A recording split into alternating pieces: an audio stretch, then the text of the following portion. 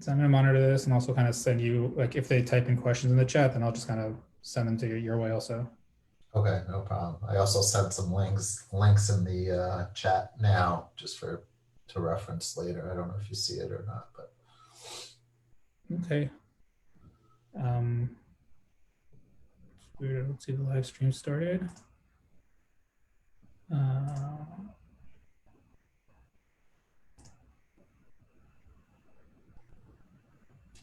Are we streaming? No. I show it saying live on Facebook.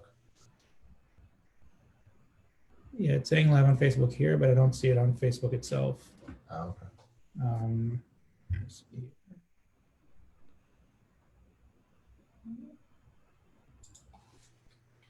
It just started. Details. Yeah, I don't see a live stream going on. Oh, I'm seeing it. Oh, it started? Okay. Yeah. Okay, so we're live. Okay, so thank you everyone for joining us. I have Seth here with me. Seth is an IT genius, setting up home and office infrastructures. And as everyone's seen a million how to Zoom from home, how to work from home tutorials. And if you're lucky and kind of get your kids on all their iPads and devices watching YouTube and leaving you alone so you could work, you probably don't have enough bandwidth to actually get things going. So Seth is going to walk us through how to set up your home office, what you can control and what you can't control, and how to kind of set up your home office to take advantage of the of internet to the max, so you could hopefully get some work done from home. Okay, Seth. So I think let's start with I think there's like two big pieces here. One is outside the home, everything leading in, which is the suppliers, ISPs, and stuff like that, and then inside the home, which is more, I guess, more detail that we could go into there. So do you want to start with giving us a kind of a high level on the outside, what the different providers are and what you should look for when signing up for one? Sure. First of all, thank you, David, for having me and hosting this. I appreciate it, and everybody who's joining us. Troubling times, but hopefully we'll be getting through it sooner rather than later. And some of these tips can help you with your kids in school and as well as conducting business. So basically, if you have any questions, you could put them in the comments below, and we'll answer them during the session. Yep, no problem. So essentially, there's three types of internet service. And what it is DSL, which would be the equivalent of Bezek, okay? Your phone lines, you have fiber, which would be unlimited, partner, and Cellcom are all running fiber, what's called FTTH, fiber to the home. And you also have cable. So what's the difference and the pros and cons between all of these? And David, maybe you can take some of those links that I did in the group chat for the links so that people can see it, the websites for the different fiber providers, as people may not be aware of it. If you go on those sites, you can see, you can put in your address and see if you have it. The caveat is that fiber providers are not rolling out fiber to private homes. So if you're in an apartment building in the area that they are providing service for, you are in luck, and we highly recommend that you get fiber because it's either the same price as what you're paying now, if not cheaper, and you get much faster, more reliable speed, which we'll get into a bit later. Okay, so obviously, fiber is the best. You're going to have the lowest latency. Latency is delays in terms of your connection. And you're also going to have the fastest upload. Many of the issues that people have is what we call the upload and the download. And I'll get into that a little bit later as well. But for DSL and cable, essentially DSL, you have guaranteed speed. So with Bezek, let's say for DSL, you have 50 over 3, 50 being the download, 3 being the upload, or 100 over 3. And that's pretty much like a guaranteed speed if you're running hardwire and whatnot. The disadvantage of DSL is that it's typically slower than what would be for cable. So cable, you could get much faster speeds. Cable would be the equivalent of hot. And cable, you can actually get up to 500 megabit down and 10 megabit upload. And that comes into play later, which we'll talk about, the upload. Our advice is always deal directly with the supplier, either hot or Bezeq. Don't go through third-party intermediaries, such as Partner or Cellcom or any of those that resell and rebundle the packages. There's a couple of reasons. While you may be saving money in terms of a bundle, they'll play the blame game in terms of technical service and technical support. So you never know where the issue is, and you have to get on the line with one, and then they'll say, no, it's not our fault, it's the other person's fault, and they don't have your information and whatnot. The other reason is actually something interesting that we discovered recently as a result of everything that's going on. We've had some clients that were on a combination package with, I think it was Partner or Cellcom, and it was via cable. And they said that they could only get 30 meg, okay? So with your packages, whether it's Bezeq or hot, the higher the download speed, the more upload speed you'll get. But as you go down in speed, you'll also get lower speed. So the 2 or 3 meg at the 100 meg level for the download, the 2 or 3 meg with hot, if you have a 100 meg download, the max they'll give you is 2 meg upload. With Bezeq, 100 meg download, they'll give you 3. It turns out that Partner or Cellcom, whoever was reselling it, was not offering the higher speed, even though other people in the same neighborhood or even in the same building were getting it. And this client's like, I don't understand, why can't I get it? I said, break up your bundle and deal direct with the supplier, and they were able to get 500 as opposed to the 30. So that's something to keep in mind. Another thing to keep in mind is that Bezeq now has 5 megabit upload. Traditionally, it was a max of 3. In the last few months, they have come out with 5 megabit upload. However, you do need to call Bezeq and ask them for that 5 megabit upload. It'll cost a few shekel more a month, but it's highly worth it, especially in these times. On the ISP side, your ISP is your internet service provider. I'm sorry if I didn't make that clearer earlier. In Israel, for the most part, it's broken up into 2 different providers due to anti-monopoly and whatnot. So you have the infrastructure, which would be either fiber, DSL, or cable. And then you have the internet service provider, which is, could be NetVision or Partner or Cellcom or Bezeq Beinleumi, or any one of another half a dozen other suppliers. So on the ISP side, you don't necessarily have to do anything. You'll get that 5 megabit upload if you upgrade it on the Bezeq side.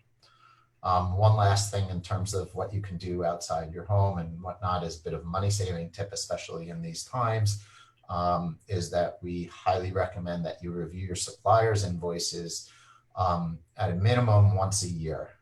And the reason being is that you're probably paying too much, and you can get better or faster service for the same price or less. This does not only apply to your internet, but should apply for all your bills, your cell phone bills, your cable, etc. Those types of things. What happens is the speeds are always going up and the price comes down. And the only way that the companies can maintain their revenue bases is to offer a higher speed at the same price, because if they started lowering their prices, then their revenue streams go down, and then the stock owners get upset. David, I think we'll jump into next what you have inside the home and the hardware. Yeah. So now let's go really inside the home. I guess that's once you picked a service provider and you're paying for them, and they walked you through it, and you signed up for something. what's the different, there's different types of hardware. There's the different modems, there's the ones provided by the ISPs and the ones that you buy yourself.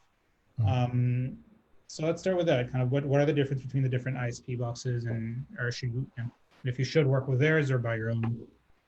Sure. So it kind of also depends on your type of home or office setup. If it's an apartment and it's a a relatively small apartment, 70, 100 meters, whatever the case may be, up until 100 meters, um, and you don't have that many users, and you're not having issues with loss of internet or anything like that, or loss of signal or speed, then the provider's device is probably sufficient.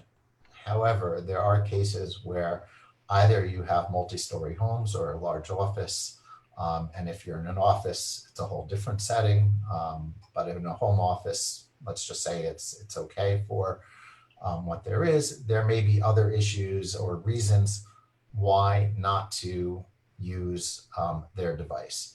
And some of these are security issues. Some of them are functionality issues. Typically what happens is the device that is provided by the supplier is very basic, may not be reliable, and can have what's called customized firmware, which limits the functionality. So for example, Bezek is a good example of this.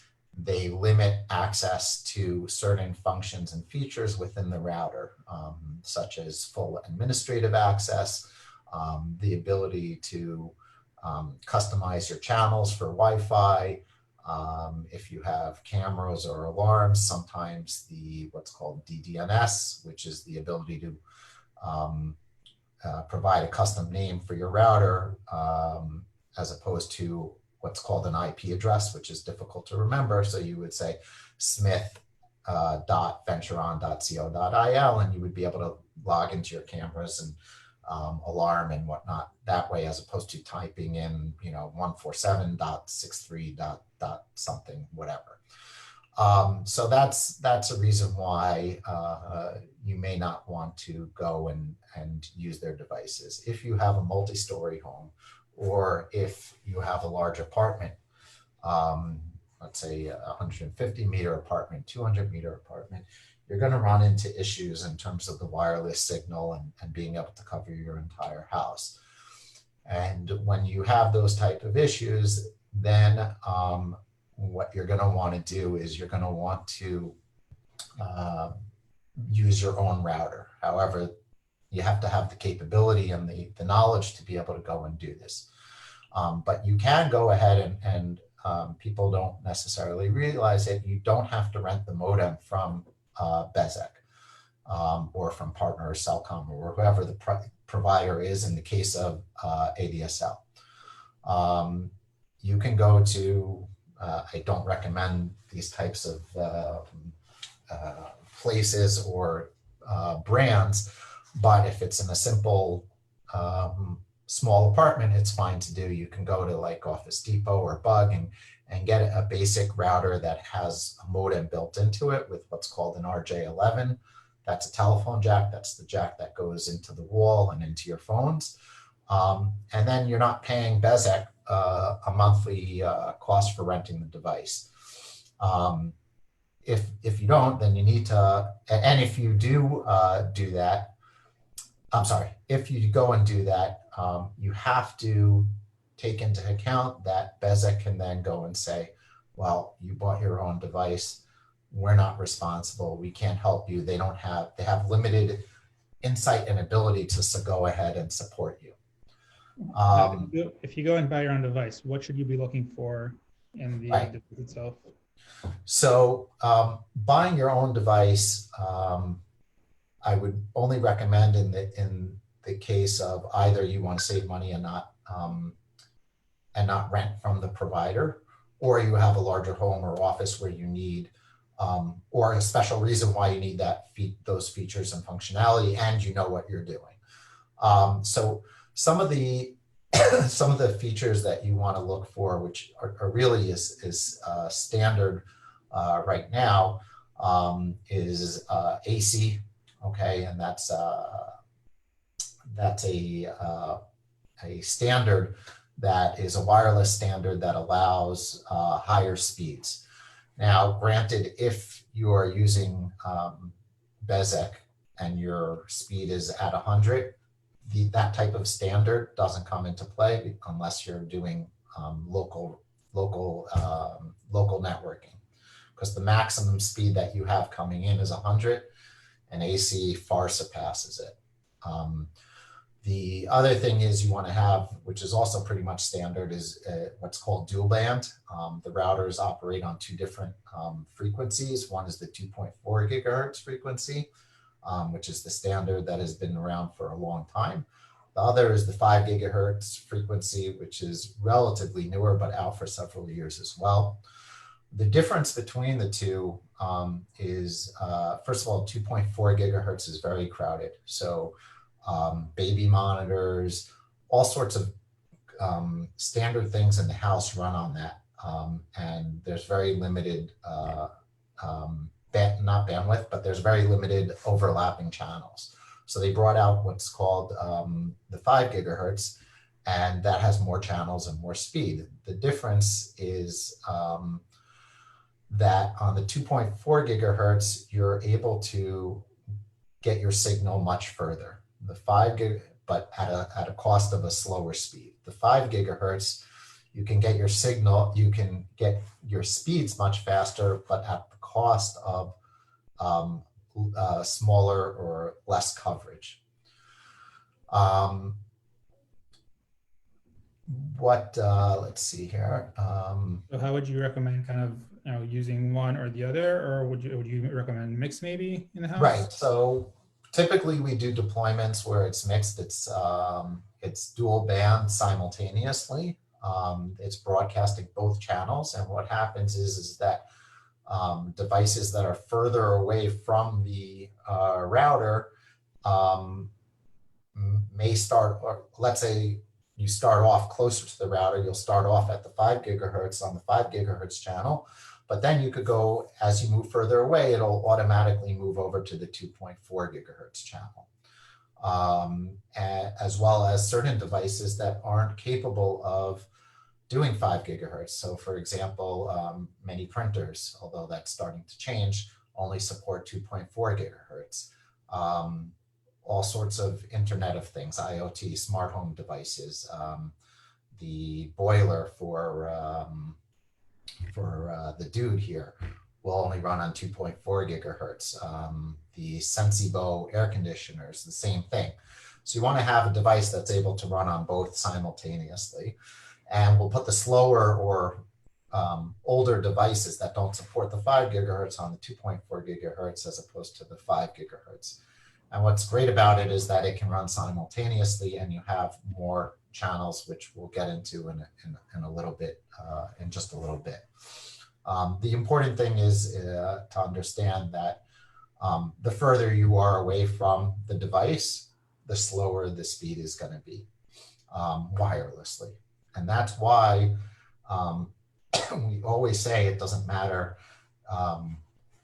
whether or not you have whether you have a wireless device or not. If that device can be hardwired, it should be hardwired, because it takes the strain off of the wireless, especially in the case of the devices that are more simple or cheaper from the suppliers. It takes the strain off of the wireless, because wireless is essentially, you can only talk or listen.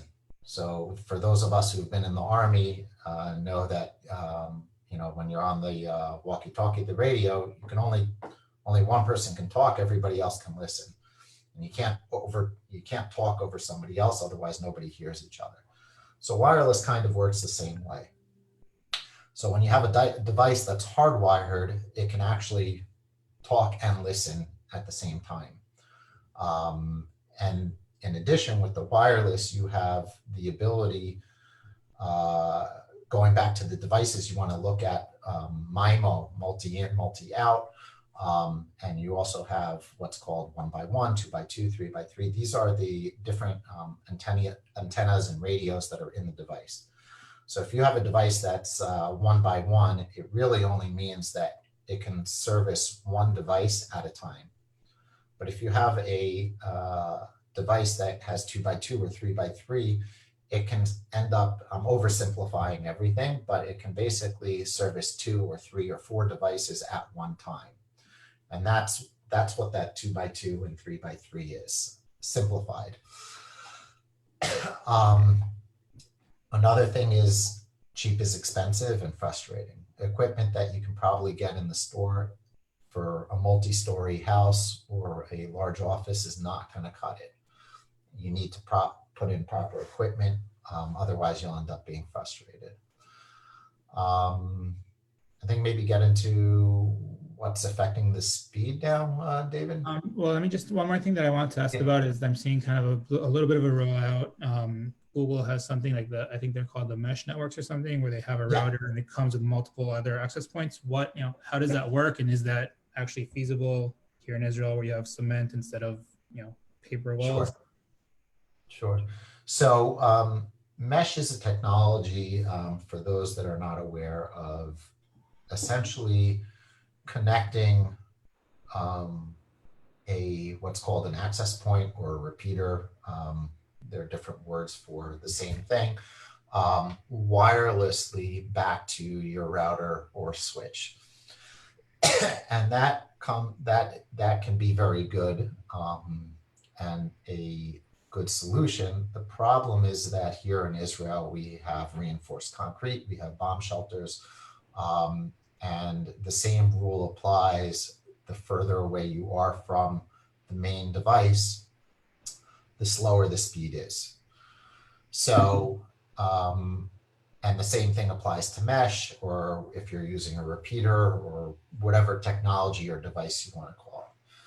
So many of the mesh devices have the ability to hardwire, and when we can, we run hardwire because you're not losing that speed. Essentially, let's take an example of you have a 100 megabit download connection, and you take a mesh device. You have your router on floor 1, and you take your mesh device and put it on floor 2, and you didn't run hardwire. Let's say on floor 2, the signal that you're getting is roughly 50 megs a second.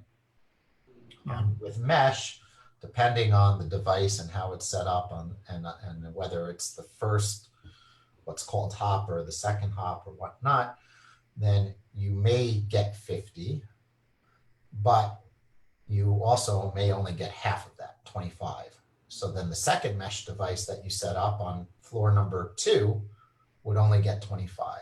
So that's a problem with mesh. If we ran those same devices and ran that with hard cable to it and then set up the device, you would get 100 meg. Now, the further away you move from that device, granted the speed is going to go down, but you'll have good coverage on the floor. So if you get 70, you're still better off than 50. So there's a lot of hype with the mesh. Also, the type of device, a mesh device that you buy in Office Depot from TP-Link or Edimax and things like that versus a mesh device that we would install with Cisco or Netgear or D-Link or Ubiquiti or Ruckus is a world of difference. And each of those devices, one of them are several hundred shekel, if not dollars. So the device that you're going to get in a residential, in an Office Depot or whatever the case may be, isn't going to be the same that we would put in at that level. So you get what you pay for as well. Also, another option is, the power CAT extenders over electricity. We used those a while ago. We've stopped using them. They just haven't been reliable. They're susceptible to noise from electricity, and they really have not been reliable. Part of this also goes in terms of the home setup, but there is technology out there which is called HPNA, which is Home Phone Networking Alliance, and MoCA, which is, I forget what it is. HPNA is basically the BESIC or the telephone side, and MoCA is on the cable side. Now, for those of you that have Yes or Hot cable, sometimes you'll see in order for them to enable video on demand for those, they'll use these devices to take internet from your router and bring it to the TV, let's say in the living room or in a bedroom. And this will enable you to use video on demand. What people don't realize is that in many cases, we can successfully leverage those devices and not run the hardwire, but we only do this as a last resort. So with those devices, there's many times an extra network, an Ethernet adapter port on there that you can use. You can plug a computer in there, you can plug a streamer in, you can plug a switch so that you have, instead of one, you can have 5 or 8 devices plugged in there. We always, whenever we do this, which is rare, we stipulate it that, you know, it's subject to any problems with the provider and things like that, because it's not the gold standard and it's not as reliable as running network cable. So you're saying we could use the cable boxes and bounce off, like put that basically? Yeah, but not the cable box, but the little rectangular square device that's next to it. So let's say, you know, you have 3 cable boxes in your house, one in the living room, one in the master bedroom, and one in a playroom or a kid's room. So, and if all of them have video on demand, VOD, then the suppliers will place one of those devices, either HPNA or a MoCA device, and one will be at the router, and the other 3 will be connected to the cable boxes. And we've had great success with it, and it saves clients a lot of money. It's, again, we always say to run network cable, but as a last resort, that works very well as well. And you can even connect a repeater or an access point to it if you wanted.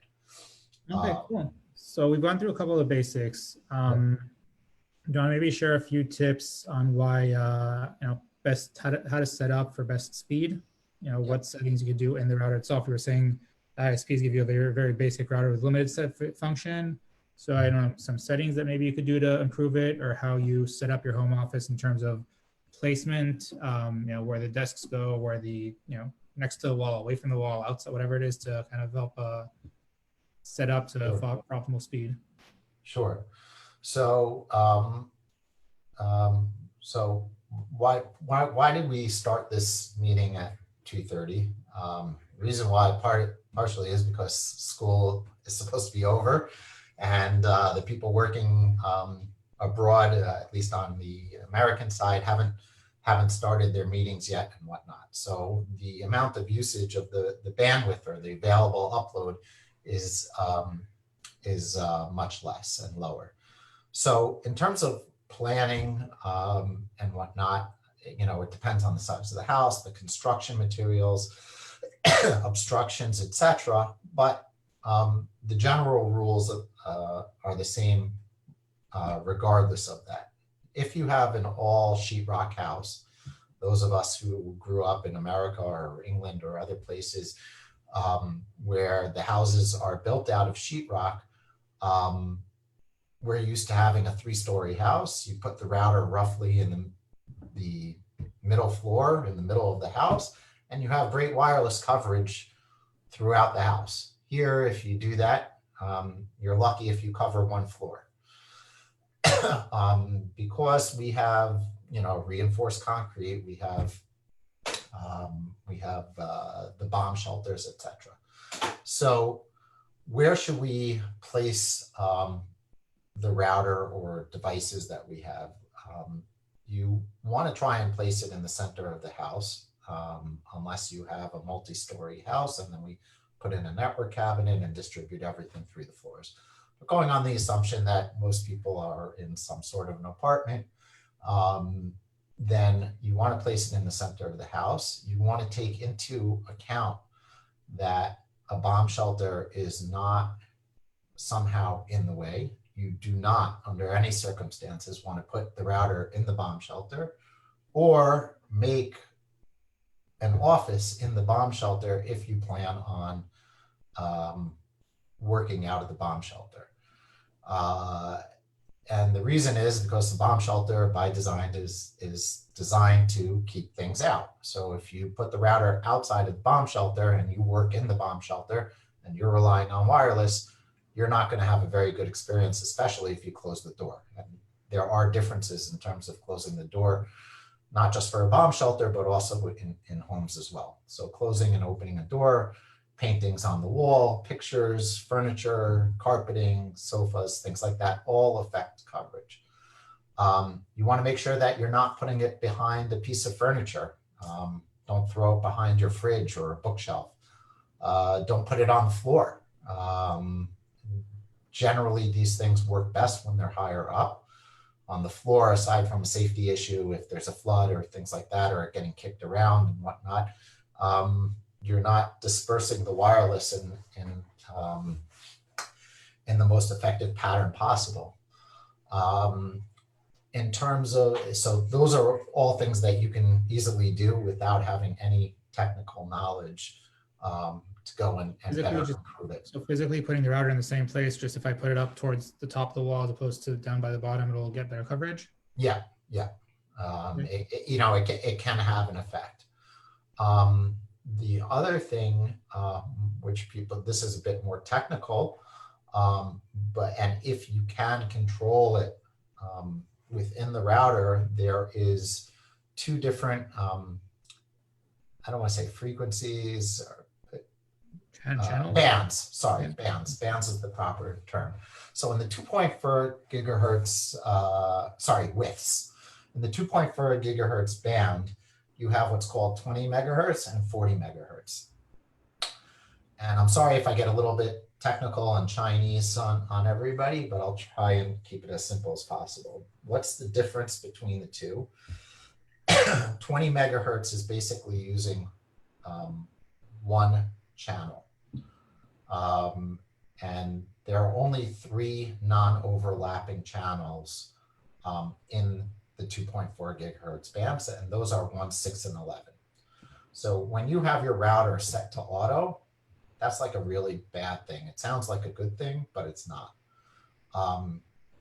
Your channel should only be on 1, 6, or 11, and you need to do a scan to see which has the least interference.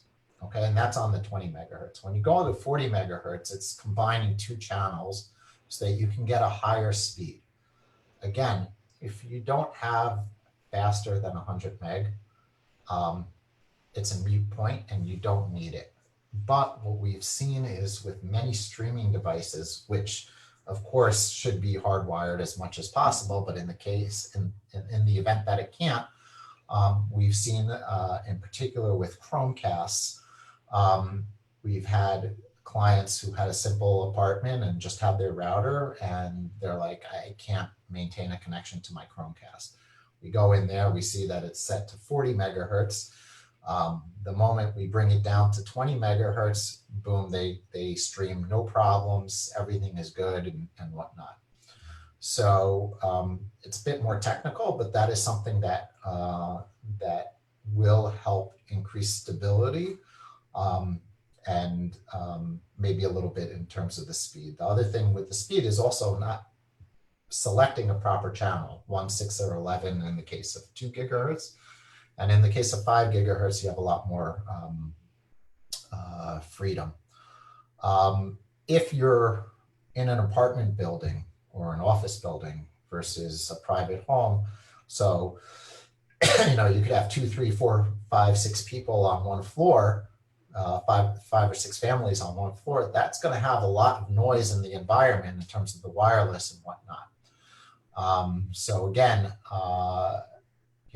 it comes down to picking the right channels, possibly moving over to 5 gigahertz only, or using both in tandem.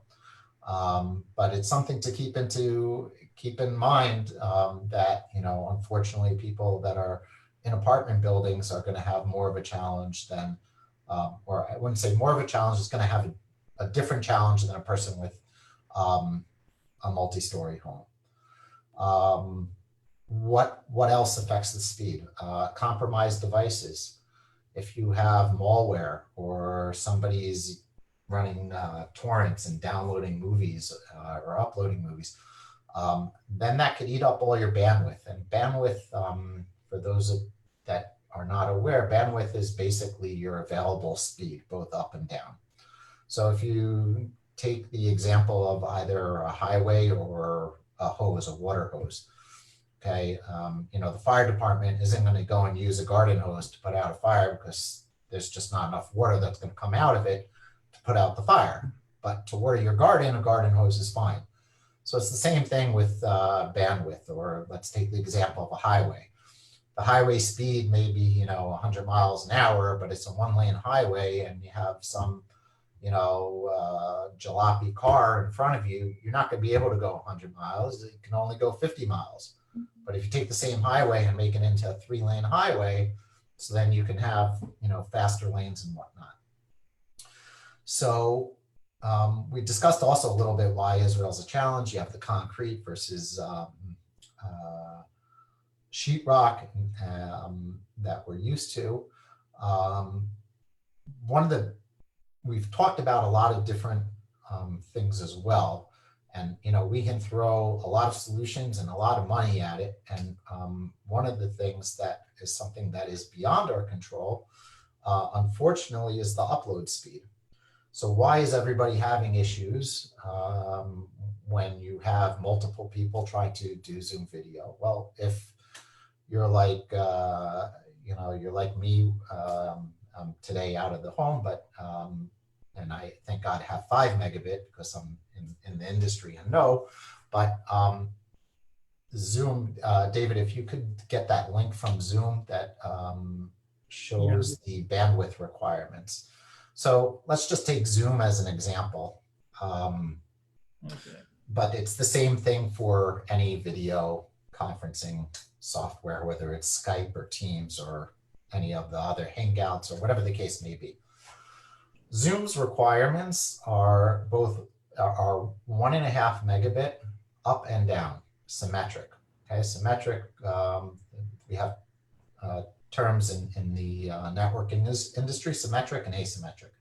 Symmetric means your upload and download speed is the same. You have 50 megabit download and you have 50 megabit upload.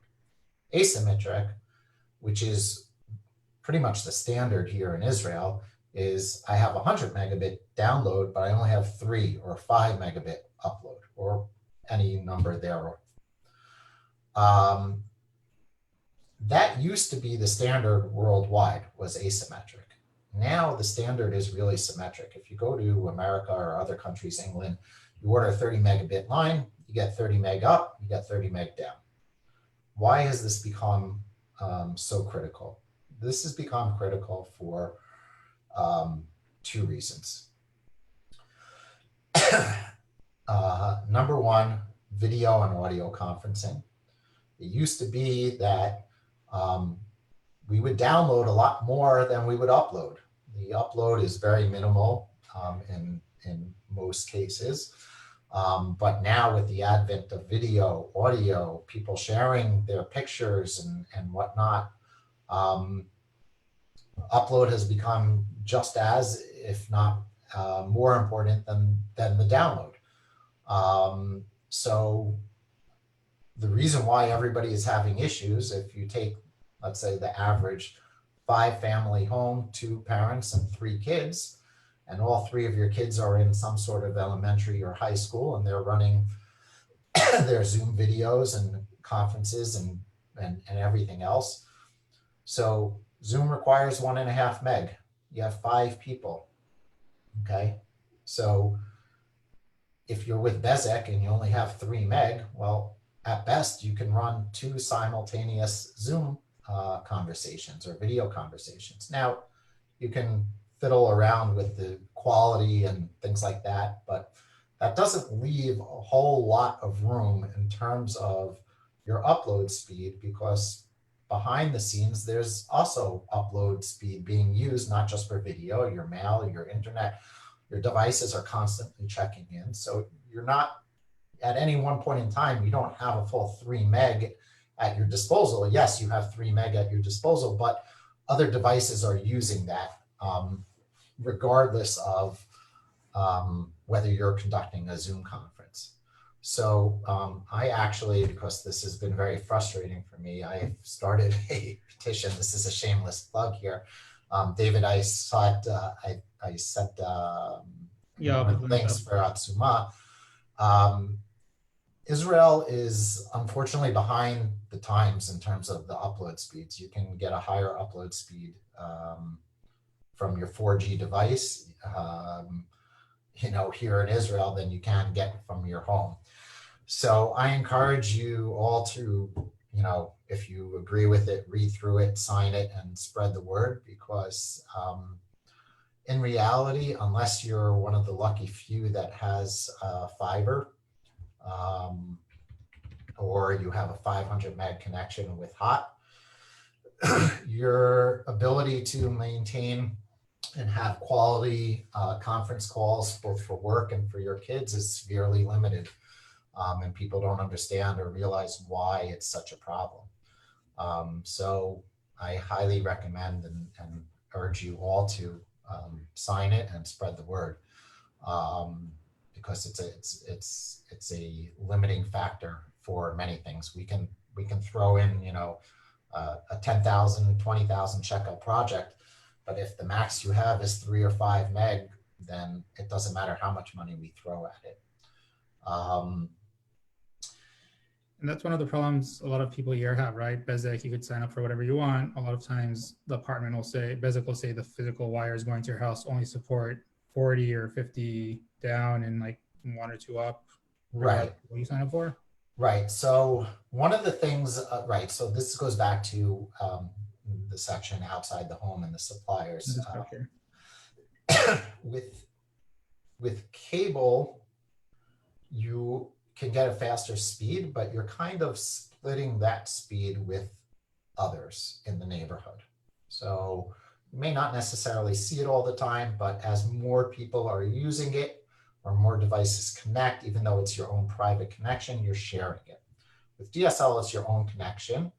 But the reason why it's slower is that depending on your distance from where Bezek has its main box, you can either get 100 or you can get 50.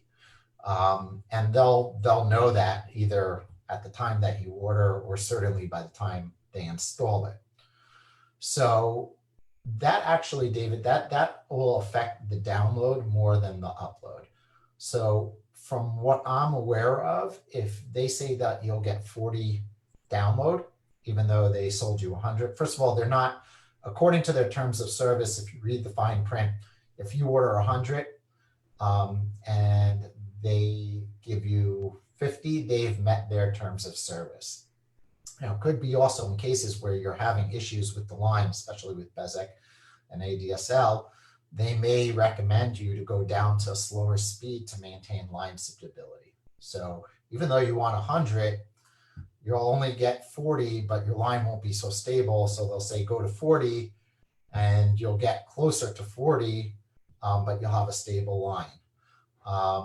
But with the upload, that has less of an effect. So if they say you're getting 40 and they actually opened up the gates and allowed you to have a symmetric 40 meg or whatever the case may be, then you'll probably get close to 40 for the upload as well. But if you had 100 and you were supposed to have 100 symmetric, 100 up and 100 down, and you're only able to get 50, so then yes, it will affect the upload as well. You'll only have 50 down and 50 up. Okay. So what's so I guess for home office, someone that has multiple kids around the house, would you recommend ADSL or cable? Like which one's more appropriate for home setting? Considering, of course, now that you have your all, 3 kids are all streaming YouTube at the same time while you're trying to Zoom the videos. Right.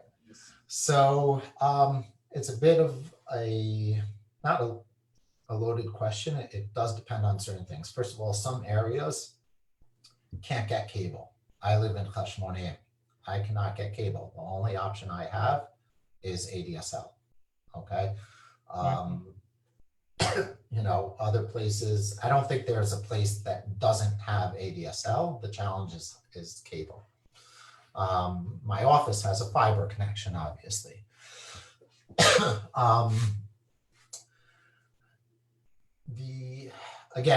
It goes back to where we started. The advantage with cable is that you could get a faster connection, but it's split. I would say that now that HOT has recently, over the last few months, has introduced 500 over 10, I would say go for that, but take into account that there can be an issue. The other thing also is that customer service in general is not great, even more so for HOT. But so long as you don't need to call them, I'm not talking about a technical issue, I'm talking about just regular customer service and things like that, then it's fine. You get the line set up, it goes. Every once in a while, there may be an issue. That's going to happen no matter who you're with.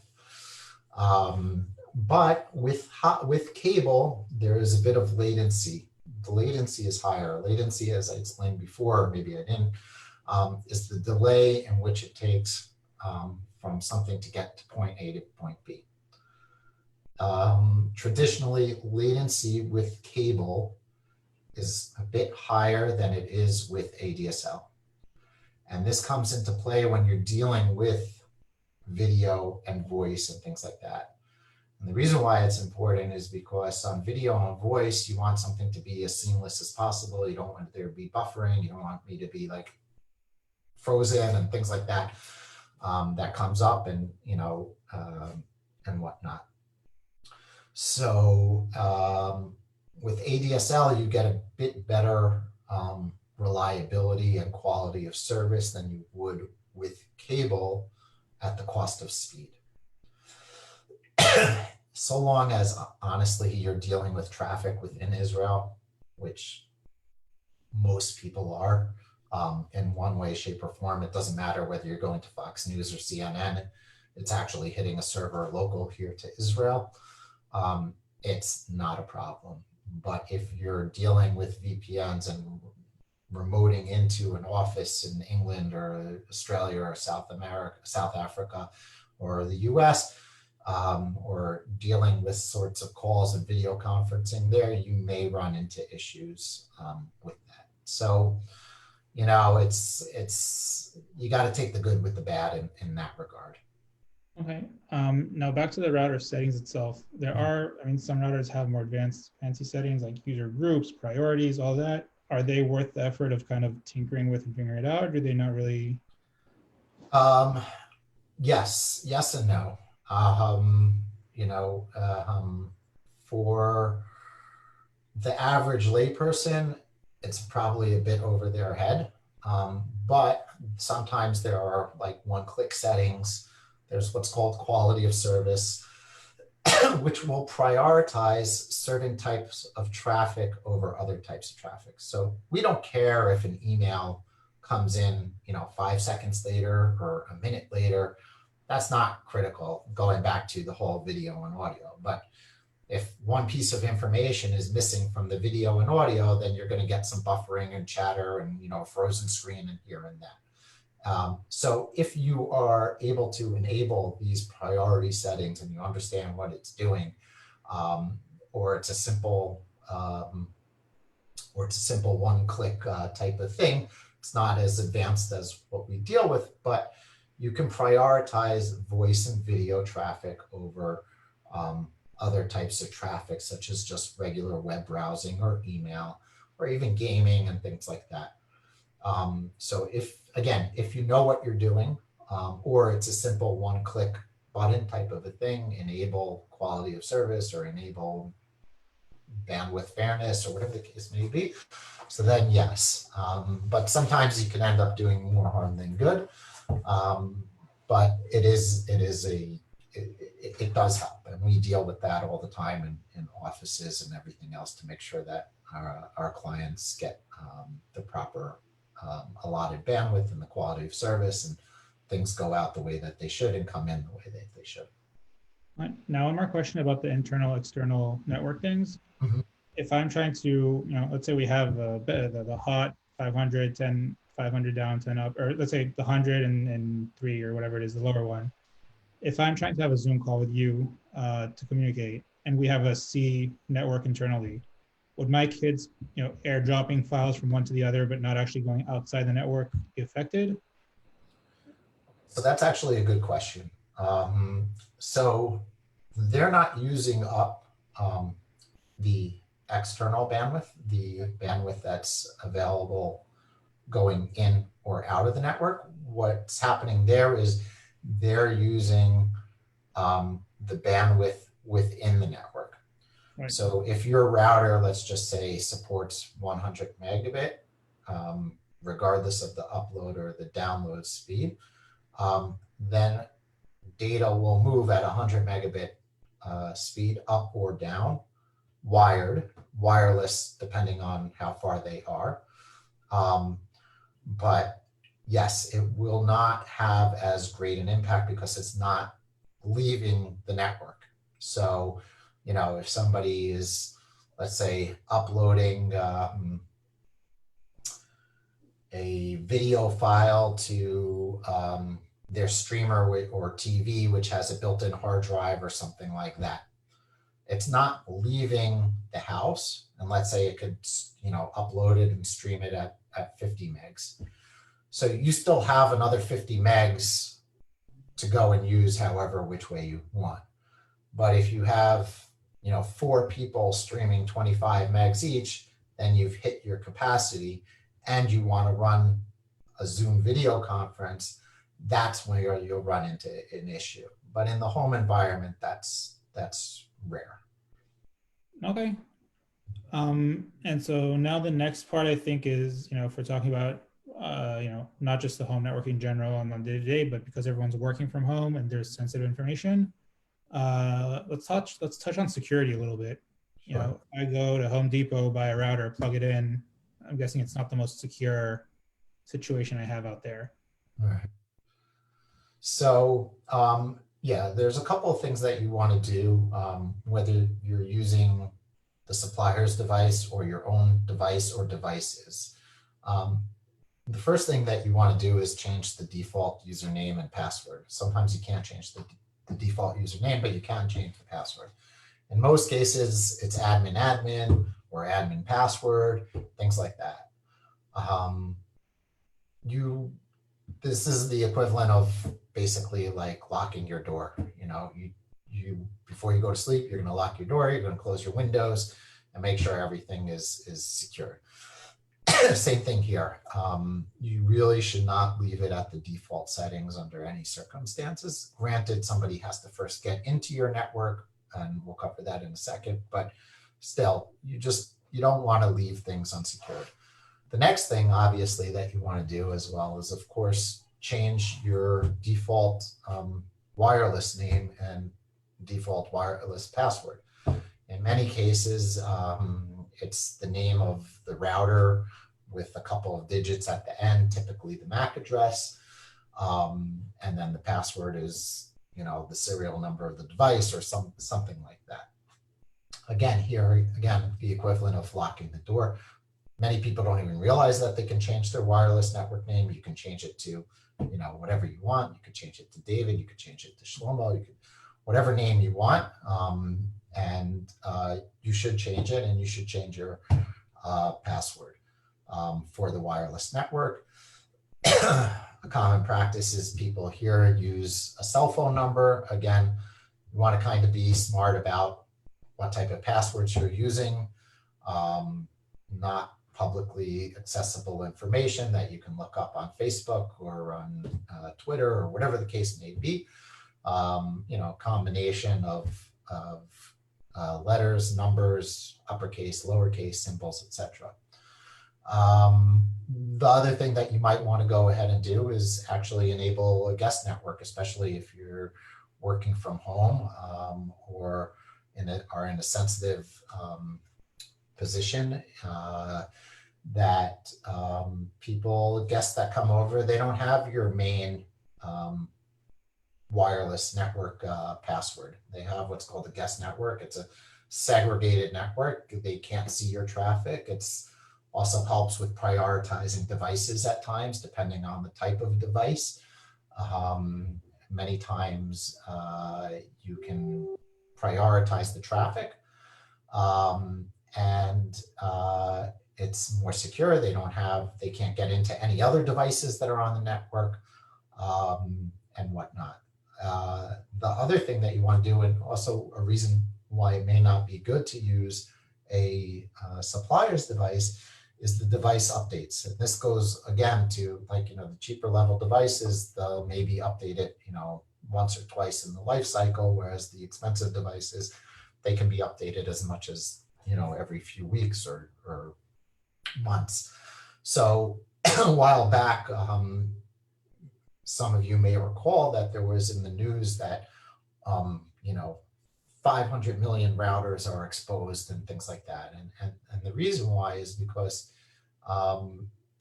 you have these device updates, much like you update your computer and things like that.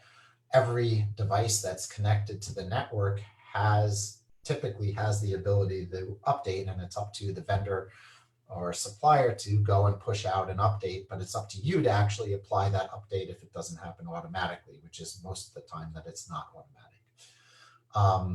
So on these devices that you get from the supplier and whatnot, if they update it at all, it's maybe once, and that's it. So that's a security risk as well, and that's something that you want to go and close up. And also sometimes there's new features or better ways for the radio to handle certain traffic and whatnot. So it's always good to keep things up to date. In terms of picking your password and things like that for the wireless, you'll hear WEP and WPA, WPA2. Now there's WPA3. You should not be using anything less than WPA2. WPA2 is a security protocol, which by the way, has been hacked. And that's why they now have WPA3. On most home devices, it's not available yet, but in this case, the higher the number, the better it is, the more security. If you're on anything less than WPA2, you should absolutely not be. That's literally hackable in less than a minute. The difference between those WPA 1, 2, and 3, does that take any more effort from my end, or is it just I activate WPA 2, choose a password, and yeah, that's it. You just change the protocol. It may be that your devices that were previously connected, you might have to forget the network and then reconnect, but that's it. You can even use the same password, provided WPA3 doesn't have a higher requirement in terms of the number of characters. You can use the same wireless name. It's just a matter of the pull down or drop down and picking WPA3 or WPA2. Also with the Internet of Things, people's smart devices for boilers and air conditioners and things like that. Those types of things should be updated. You don't want to punch holes in your firewall and open up things unnecessarily. Most of the time, these types of things are automatic. But it's something to be aware of as more and more devices become available in our house. It used to be that a home network was 5 devices. Now with a family of 5, it used to be even our philosophy was that a family of 5, each person had on average 2 devices. You take into account streamers, and this person has a tablet and a computer and smart TV and this and printer and whatnot. Now with the Internet of Things, these smart boiler switches, these smart air conditioners, refrigerators, ovens, streamers, Lights. list is endless. So a house of 5, you know, on average, it's 3, maybe 4 devices, where when we first started with networking, it was 1, at least in the home. If that, 1 or 2. So from our perspective, a home network is no different than a small network. That's the way we view it, and that's the way we attack these problems and things like that, especially with the smartwatches and everything else. You have a lot of devices connected to the network, and many times the routers that you get from the supplier are not necessarily able to handle all those devices, especially if you're a very tech family and things like that. And, those type of routers can handle 15, 20 devices at best. So that may be a reason also why to go ahead and buy something that's a little more powerful. It has a little more oomph. One of the things that we do is there's what's called managed and unmanaged networks. We have stopped really deploying unmanaged networks, and the difference between an unmanaged network and a managed network is essentially unmanaged means what was traditionally done is you would install the hardware and make sure it's all up to date and configure it, and that was it. And every once in a while during a service call we would come in and update it and things like that. Now we're doing managed networks, and it doesn't matter whether it's a house or an office. We're able to control all of these things that we've talked about. We're able to see if there's problems before you even know there's a problem. We're able to take corrective action many times before you know that there's an issue, or if you alert us to an issue. We keep the devices up to date, and we have much more insight into what's going on, how much bandwidth is being used. You want to go and, you want to shut out your kids because you have an important call. We can go and do that. We can set up the priorities and things like that. So that's where the industry and things are going, and it really doesn't make a difference from our perspective, whether it's home versus office. From our perspective, everybody's starting at the small office level at a minimum. Now, putting aside obviously like the cheap, dollar store IoT stuff that you buy, all these like the remote boiler thing, or like the lights, all these things that connect to an external hub where you can control them from anywhere, basically. How much of a security breach is that? It depends on. We're talking with reputable companies. Like right. So with the reputable companies, they are safer, but nothing is bulletproof. Even with the most reputable companies, Cisco, all this, that, Zoom, just 2 weeks ago, they've released 3 or 4 updates in the last 2 or 3 weeks due to major security lapses and issues. It's a cat and mouse game. It's always going to be there. There's always going to be issues. The more reputable devices and companies will push out these updates. If not happening automatically, then you need to go and do it. So, hopefully many of these devices happen automatically. There can be problems with it being automatically, because sometimes they push out an update and then it's a problem, the update. But you definitely want to go with the more reputable ones that are keeping their devices up to date, plugging those security holes, and improving on their product. At a certain point in time, obviously they may not be supporting it as much as their newer products, and that may be something that you want to go and upgrade the product and replace it with something newer.